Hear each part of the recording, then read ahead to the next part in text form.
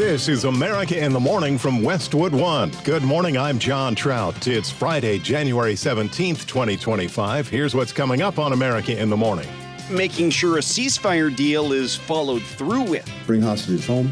That would stop the fighting. I'm Clayton Neville. A second day of testimony from Attorney General nominee Pam Bondi as other Trump nominees get their confirmation hearings. I'm John Stolnis in Washington. The U.S. Supreme Court could decide on Friday about whether TikTok should shut down in a few days. Hi up in Dwyer, Washington. Legal settlement between Rudy Giuliani and two Georgia election workers. Lisa Dwyer has that story. Stocks are coming off a losing day, and those big stainless steel Tesla Cybertrucks are being discounted already. I'm Jessica Ettinger.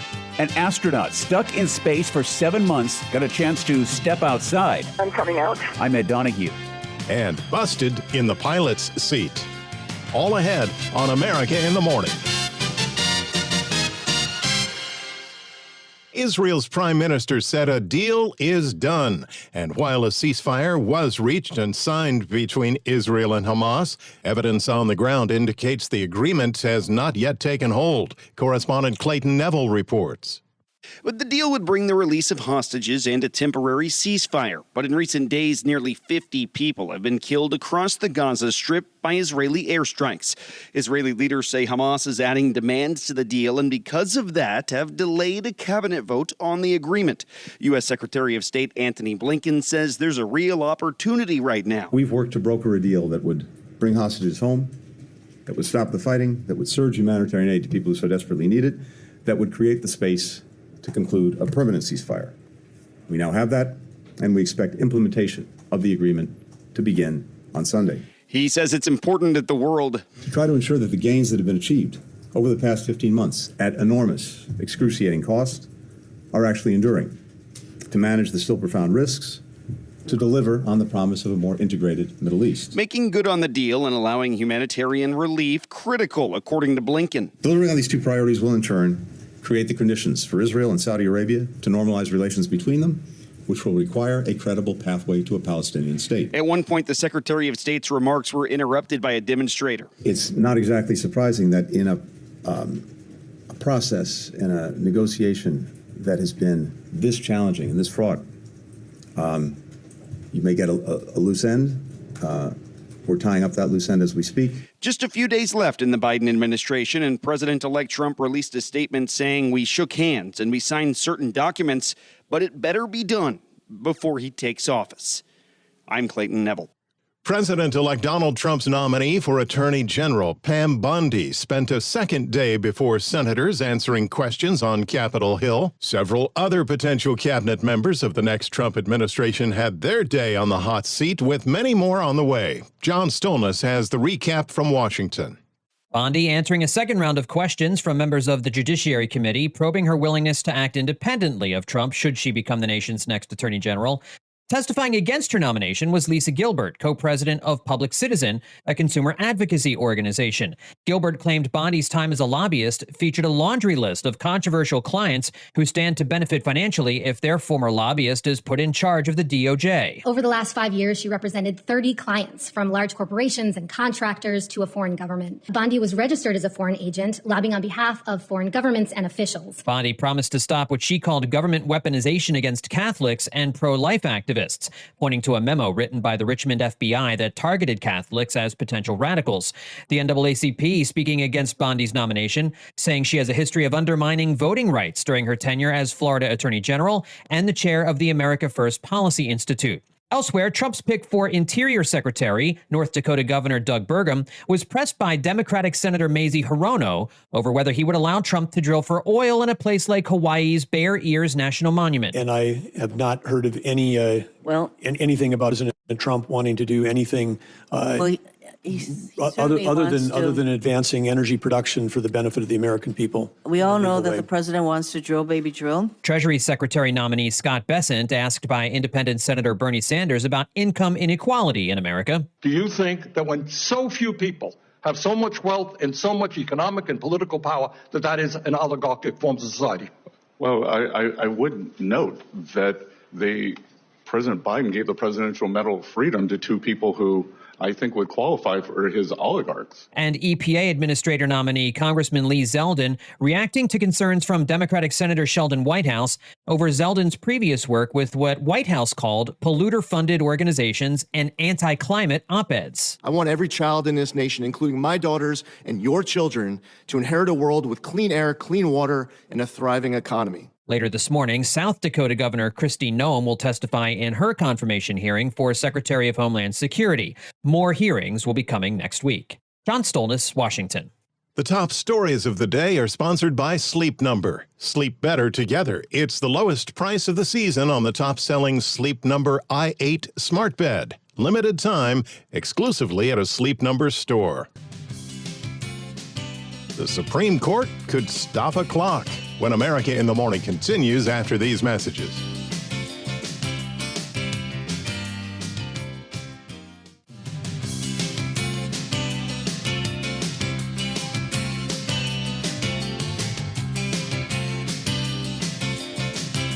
Welcome back. This is America in the Morning. Looks like a wet start to the weekend for many in the South. Here's AccuWeather.com meteorologist LaTroy Thornton. An area of disturbed weather developing over the southern plains today leads to afternoon showers over eastern Oklahoma and eventually much of Arkansas and southeastern Missouri. For tonight, precipitation becomes better organized from Louisiana through northwestern Georgia and even into Tennessee and much of the Ohio Valley. And by Saturday evening, a soaking rain may reach as far east as the North Carolina coastline, with rain and some embedded thunderstorms from the central Gulf Coast toward coastal South Carolina. Farther to the north, a cold front brings flurries and snow showers at times to the northern plains and upper Midwest today. As that front taps into a bit more moisture and a more favorable environment, snow becomes more prevalent over much of the Great Lakes region, where 1 to 3 inches of snow can be expected from this latest storm through tonight before it tracks into the northeast and parts of New England tomorrow. Otherwise, today instead brings a fairly quiet day to the northeast, with some lingering flurries over western Pennsylvania and some snow showers downwind of Lakes Erie and Ontario, but drier conditions toward the coast. Dry conditions are also expected through most of the rest of the East Coast, with some showers and thunderstorms most likely over southern Florida. The west turns more active as the same front affecting the northern tier of the nation dives southward, and from this afternoon into Saturday evening, at least 1 to 3 inches of snow can be expected from northeastern Utah to far western Nebraska and northeastern New Mexico, with over a foot of snow expected to the west of Denver. Some snow may even extend into southwestern parts of South Dakota. In New Orleans, expect sunshine and some clouds today with a high of 65. For Cheyenne, Wyoming, it turns sharply colder through today as snow arrives by late in the day after an early high of 38. That's the nation's weather. I'm AccuWeather.com meteorologist LaTroy Thornton. Follow us wherever you get your podcasts. Apple, Spotify, Amazon, and YouTube. Just search America in the Morning in your favorite listening app. I'm John Trout. The clock is ticking louder on TikTok. Correspondent Haya Panjwani reports on a possible Supreme Court decision regarding a ban on the popular app as soon as today and what 2 senators are planning. The U.S. Supreme Court could decide about whether TikTok should shut down in a few days under a federal law that seeks to enforce its sale by the Chinese company that owns the social media platform. 2 Democratic senators are urging President Joe Biden to extend the TikTok deadline by 90 days. We're asking for more time. Democratic Senator Ed Markey. Even as we're debating, TikTok users are flocking to a Chinese app with no reported presence in the United States. Currently, federal law requires that the video sharing platform divest itself from its China-based parent company, ByteDance, or shut down its U.S. operations this weekend. Senator Booker and I are asking President Biden to exercise his authority in order to extend the deadline by 90 days. We're willing to work with President-elect Trump and try to extend that deadline as well. President-elect Donald Trump's pick for National Security Advisor, Florida Representative Mike Waltz, also said in an interview this week that Trump is exploring options to preserve TikTok. Haya Panjwani, Washington. Settlement reached between all parties in Rudy Giuliani's defamation judgment against him. Lisa Dwyer reports. Rudy Giuliani has settled with 2 former Georgia election workers in a deal that will let Giuliani keep his homes and personal belongings in return for compensation and a promise to never defame the 2 women again. This litigation has taken its toll on all the parties.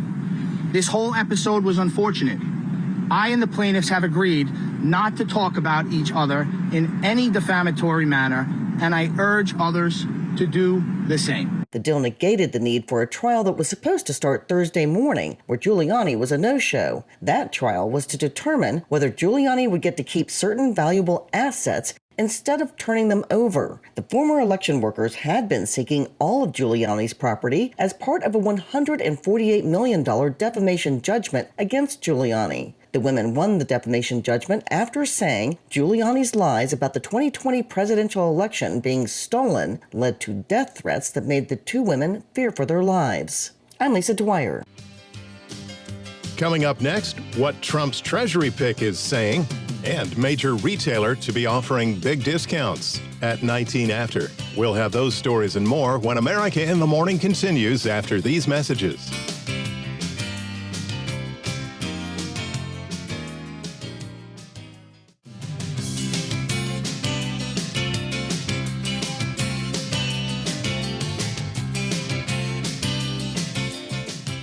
We're back. This is America in the Morning. The Business Report is brought to you by Fisher Investments. Fisher Investments takes a disciplined approach with investing, helping clients navigate volatile markets. Learn more at FisherInvestments.com.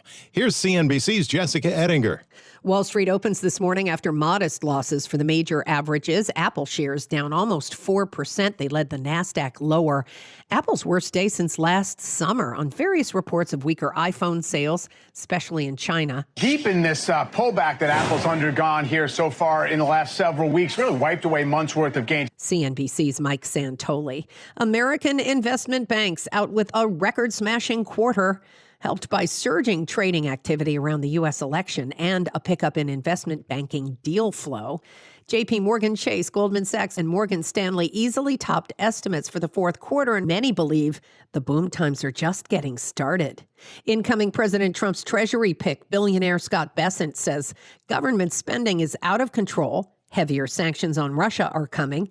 There's no reason for digital currency, and current Social Security payments won't be touched. He testified to the Senate Banking Committee yesterday. Retail sales for December were solid. Investors liked that. Retail sales, the control group at 0.7%, the consumer is just fine. And that's 75% of the economy. Hightower's Stephanie Link on CNBC. Retail sales, pretty good for December, but Target shares fell yesterday on fresh holiday sales numbers there.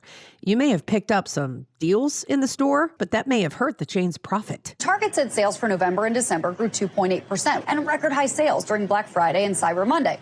But those are big promotional selling periods. So the question that many are asking, did Target have to discount aggressively in order to spur those sales at the expense of profitability? CNBC's Courtney Reagan. Tesla's Cybertruck was the best-selling electric pickup truck. It's not really a pickup, of 2024, beating the Ford F-150 Lightning and the Rivian R1T. But there might be trouble in Cyberland. Shares were down 3% yesterday. Our Tesla shares falling because of new incentives added to the Cybertruck to increase sales. Certainly, whenever you're talking about a new vehicle having incentives put on, it raises the question, is there a demand issue or is there an inventory issue? Either way you look at it, the Cybertruck discounts have been added. The incentives anywhere up to $2,600. CNBC's Phil LeBeau. On today's watch list, earnings are coming from more regional banks like Truist, Regions, Citizens, State Street, and Huntington Bank shares. We get the latest housing starts and building permits numbers, plus data on industrial production. After the closing bell this afternoon on Wall Street, the financial markets will stay closed on Monday for the Martin Luther King holiday. Thanks for that reminder. CNBC's Jessica Ettinger with Friday Business. Stuck in space when America in the Morning continues after these messages.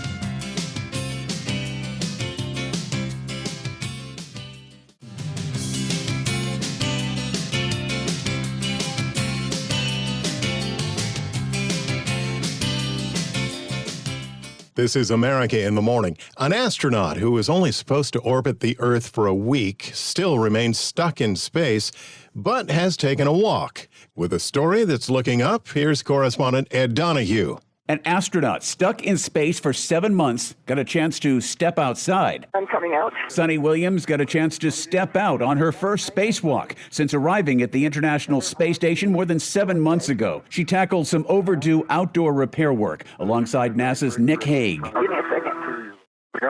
Try not to touch anything. Plans call for another spacewalk for Williams and Butch Wilmore next week. The two launched aboard Boeing's new Starliner capsule last June on what should have been a week-long test flight. But there were problems with the Starliner. It had to return to Earth empty. Williams and Wilmore are expected to return in late March or early April. I'm Ed Donahue. If you were one of the passengers taking Southwest Airlines Flight 3772 from Savannah to Chicago, there's a good reason your flight was canceled. Savannah's WTOC-TV reports that 52-year-old David Paul Alsop was in the captain's seat performing pre-flight checks when police arrived on the plane. They were called by the TSA after one of their agents smelled alcohol and noticed he had bloodshot eyes. Police gave Alsop a field sobriety test and said the pilot was unable to maintain his balance.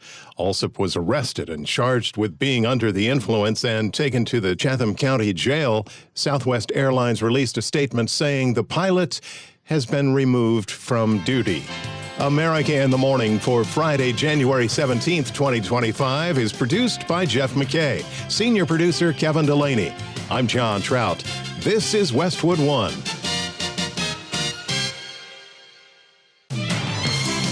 This is America in the Morning from Westwood One. I'm John Trout. Coming up this half hour. Antony Blinken is defending the Biden administration's policies on the Gaza war. Why aren't you in The Hague? Sagar Meghani, Washington. LA County fire officials say that in the last 24 hours, there's been little wildfire growth overall. I'm Donna Water. Tapping Florida's AG for a national role. I'm Clayton Neville. Speaker Mike Johnson making a major change on the House Intelligence Committee. I'm Bob Brown. That story coming up next. Visitors flock to the Big Island for a volcanic eruption. AI responds in Chinese to an English question. I'm tech correspondent Chuck Palm. Universal has rebooted a popular monster in theaters now. I'm Kevin Carr. Back after these messages.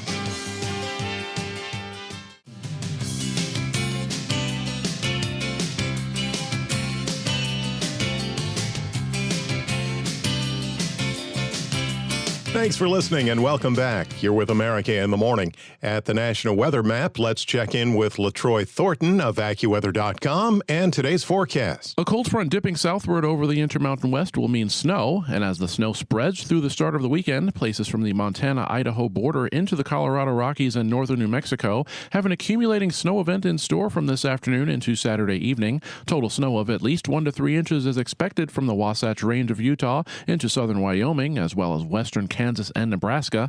Higher amounts of 3 to 6 inches are more likely from the Cheyenne, Wyoming area through much of northern Colorado and along the I-25 corridor into far northern New Mexico, with 4 to 8 inches of snow expected around Denver.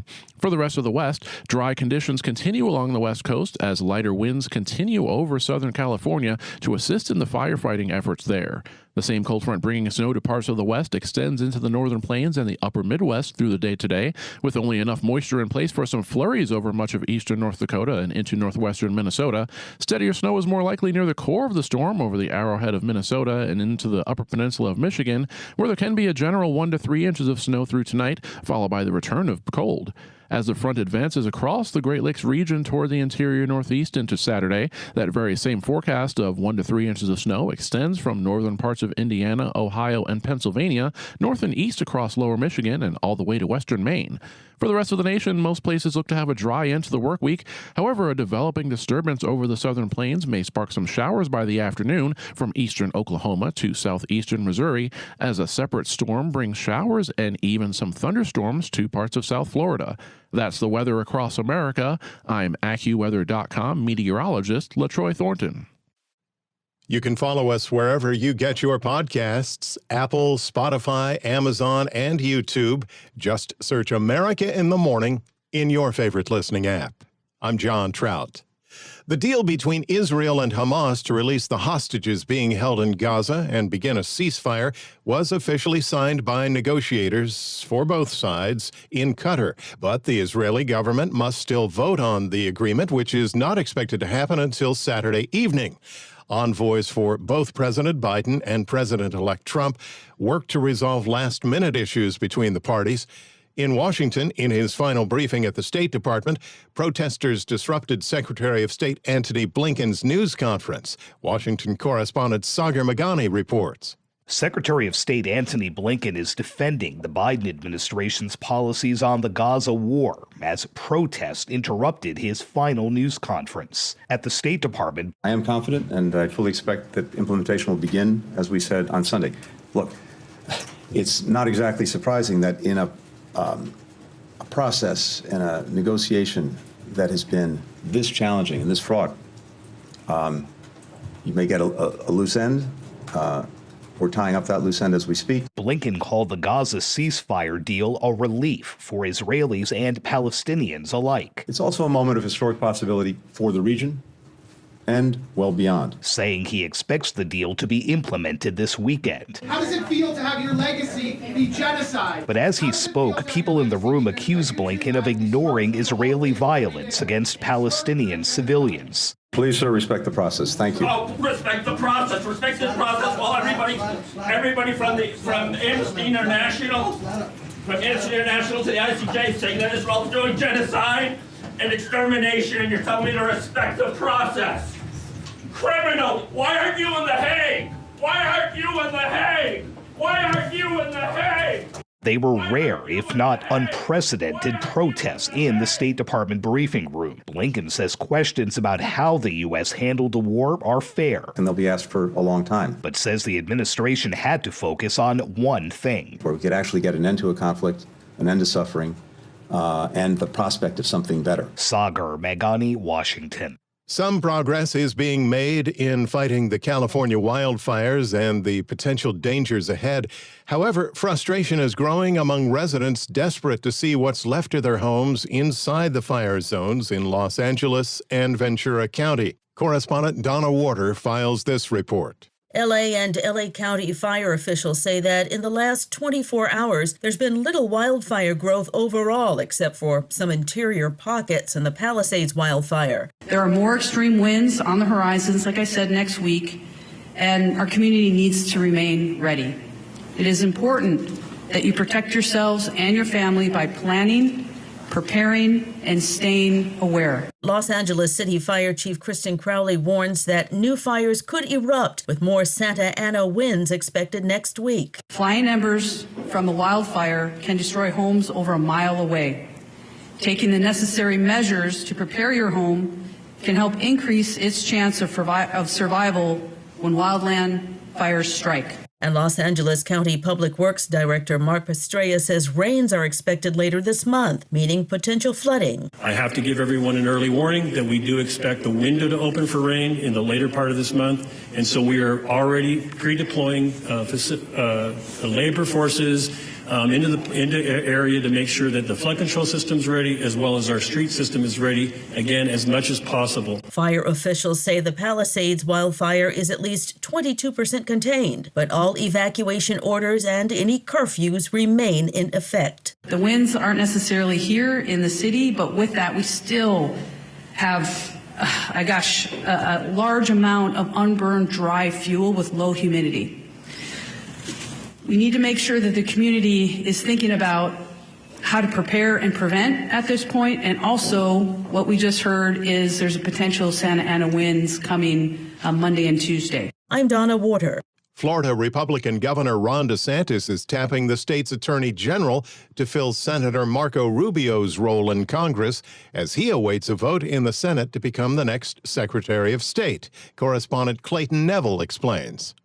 Marco Rubio is President-elect Trump's pick for Secretary of State, and Florida Governor Ron DeSantis is filling Rubio's seat in the Senate. He made the introduction. For her first words as the senator appointee from the state of Florida, our Attorney General and your next United States Senator, Ashley Moody.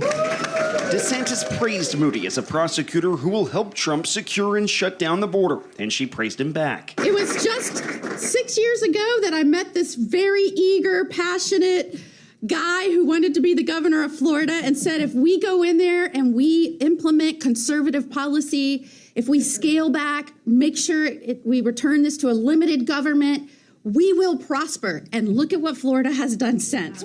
She touted Florida as a model for the rest of the country. We lead the nation in net in migration, new business formation, and law and order. I can go on, and it has been at the leadership and direction with this guy right here. And I am proud not to just say I have fought alongside you for 6 years, but I'm proud to call you a friend. And I am very honored with this nomination. Thank you so much. She promised to fight for the U.S. like she has Florida. I will bring the same persistence and passion and tenacity as a United States Senator that I have brought as Florida's Attorney General. I'm Clayton Neville.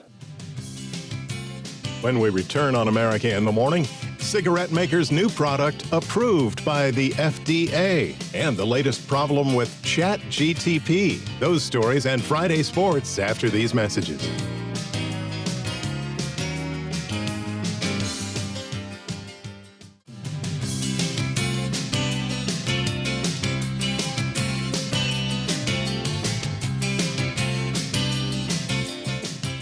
Welcome back. You're with America in the Morning. I'm John Trout. Speaker Mike Johnson wasted no time in making a major change at the top of the House Intelligence Committee. Bob Brown has the details of what led to the ouster of Ohio's Mike Turner. Speaker Mike Johnson announcing Republican Arkansas Representative Rick Crawford will be the new chairman of the House Intelligence Committee, thus removing Ohio Republican Representative Mike Turner from the position. Crawford is a retired Army sergeant and was chairman of the Intelligence Subcommittee overseeing the Central Intelligence Agency. CNN catching up with Johnson at the Capitol, saying he was not under pressure from the incoming Trump administration to remove Turner, simply saying it's time for a change. It's new Congress. We just can't fresh horses in some of these places. It's not a President Trump decision. This is a House decision, and this is no slight whatsoever to our outgoing chairman. He did a great job. Turner reportedly is not an ally with Trump conservative hardliners. In a statement, Crawford says, as chairman, I pledge to preserve Americans' constitutional rights, even as we work to support the Intelligence Committee in doing everything required to collect indispensable information from our foreign adversaries. Johnson also naming 5 new members to the Intelligence Committee, all Republicans: Missouri Representative Ann Wagner, Ben Klein of Virginia, Greg Steube of Florida, Claudia Tenney of New York, and Pat Fallon of Texas. I'm Bob Brown. President-elect Donald Trump is considering an executive order to allow TikTok to continue operating despite a possible legal battle that would take effect this weekend until new owners are found. The popular video sharing app is owned by ByteDance, a company based in China. Members of Congress have said for years that they see the app, which has been downloaded to millions of smartphones, as a national security risk. It's become a rare issue that's united both parties on Capitol Hill. The Supreme Court is expected to rule on the law that was signed by President Biden that banned TikTok from the United States. The New York Times reports TikTok's CEO is expected to travel from Beijing to Washington to attend Trump's inauguration. A 200-foot-high stream of molten magma, lava, spouting from Hawaii's Kilauea volcano as onlookers crowd overlooks to watch the eruption. Correspondent Karen Shamas reports. Eager visitors were flocking to Hawaii Volcanoes National Park to get a glimpse of fountaining lava. The eruption that began on December the 23rd in a crater at the summit of Kilauea volcano has paused periodically. It resumed Wednesday morning as a small, sluggish lava flow and then increased into a fountain that appeared to be about 200 feet high. That's according to the Hawaiian Volcano Observatory. By the afternoon, visitors to the national park on the Big Island were able to see 2 fountains from an overlook. The observatory said it was possible fountain heights would increase as more gas-rich lava erupted. I'm Karen Shamas. A cigarette maker receives the okay from the FDA to sell a certain brand of nicotine pouch, saying the government's scientific review found it's a benefit to smokers. Correspondent Haya Panjwani reports. The FDA has okayed the sale of nicotine pouches, ruling that Philip Morris International's Zyn can help adult smokers cut back or quit cigarettes. The Food and Drug Administration okayed sales of 10 different Zyn flavors, including coffee, mint, and menthol. It's the first time regulators have authorized the sale of the products, which are the fastest growing segment of the tobacco market. FDA officials say that Zyn contains fewer harmful ingredients than cigarettes and other types of chewing tobacco, including snuff, which are linked with cancer and other diseases. Haya Panjwani, Washington. OpenAI's latest model, ChatGPT-o1, is displaying some unusual behavior. Users are reporting getting answers back in different languages. Here's Chuck Palm with more in today's tech news.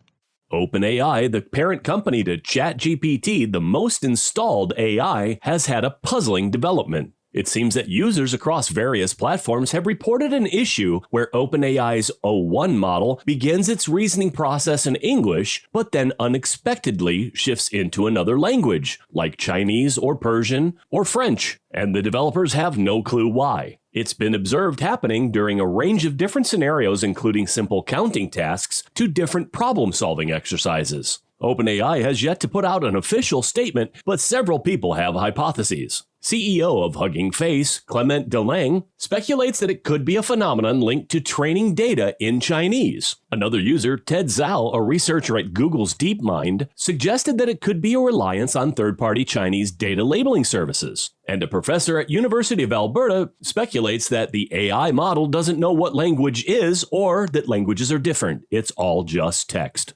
I'm Chuck Palm. Friday Sports is in. Here's America in the Morning's Robert Workman. The NHL's top two teams won tight ones last night. The Capitals shut out the Senators 1-0 in overtime. Alex Ovechkin with the only tally of the night, his 874th career goal, putting him just 20 behind Wayne Gretzky's record. I knew I should take a shot as soon as I can because I felt like he may be thinking maybe I'm going to pass it back to Sandy. And it was a good one and going in. The Great Eight did set two new records last night with his 27th overtime goal and beating the 179th different goalie in his career. Back-to-back shutouts for Logan Thompson as well. Dylan DeMello's goal with 27 seconds left gave the Jets a 2-1 win over the Kraken. Winnipeg and Washington each with 65 points this season. Blue Jackets stung the Sharks 4-1. Columbus has won 6 in a row. Red Wings pounced on the Panthers 5-2. That's their 8th win in 9 games. Oilers slipped past the Avalanche 4-3. Edmonton has won 8 of 9. Maple Leafs, Lightning, Flyers, Blues, Predators, Canadians, Rangers, and Kings were winners. In the NBA, the Thunder paid back the Cavaliers 134-114, avenging a loss in their meeting last week. Shai Gilgeous-Alexander had 40 points and took the fourth quarter off. Oklahoma City and Cleveland now with identical records of 34-6 as we approach the midway point of the season. Clippers stormed past the Blazers 118-89. Pacers pounded the Pistons 111-100. Kings shot down the Rockets 132-127 for their 8th win in the last 9. Houston had won 7 in a row on the road. And the Suns held off the Wizards 131-23. Devin Booker had 37 points. At the Australian Open, women's top seed Aryna Sabalenka among the early third-round winners in Melbourne, along with men's 2-seed Alex Zverev and 3-seed Carlos Alcaraz. That's Friday Sports. Thank you, Robert Workman, with a check of sports. Next, beware of the Wolfman when America in the Morning continues after these messages.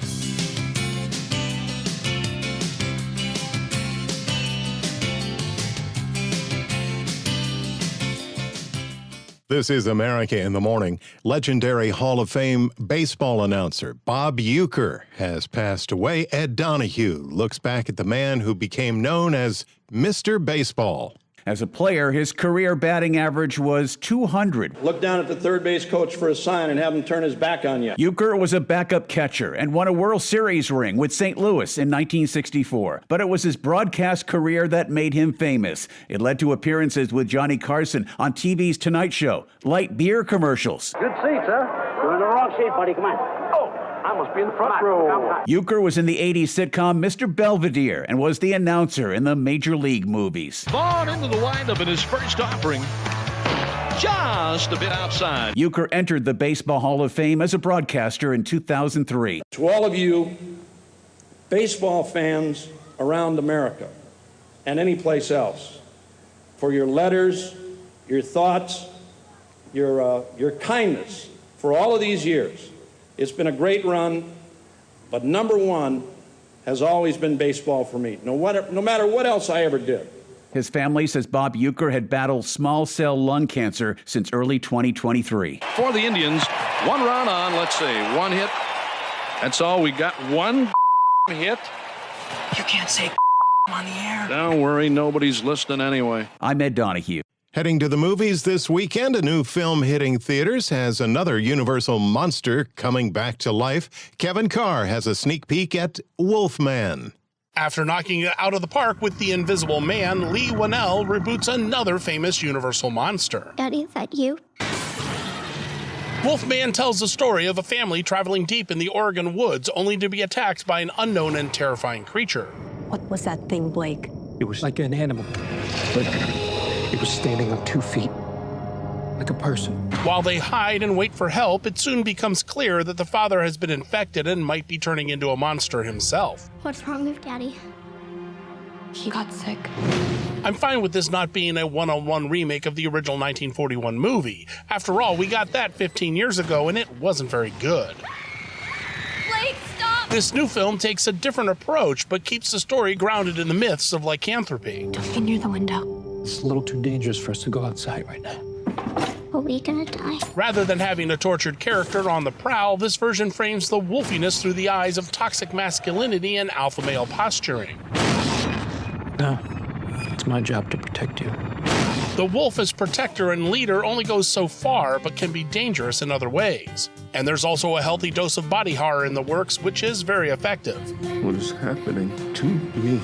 Too long for the meat of the story, Wolfman still gets 3 ahs out of 5. I'm Kevin Carr, and that's the way I see it. That's our show for today, Friday, January 17th, 2025. America in the Morning is produced by Jeff McKay, senior producer Kevin Delaney. I'm John Trout. This is Westwood One.